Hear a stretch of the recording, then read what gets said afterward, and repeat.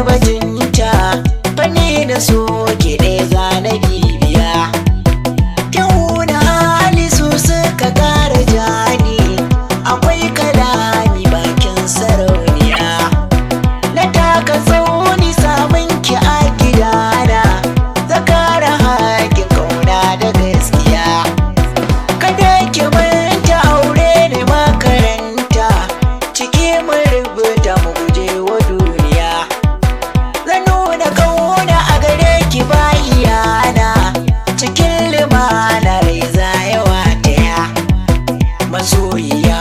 samun ki ne cikar buri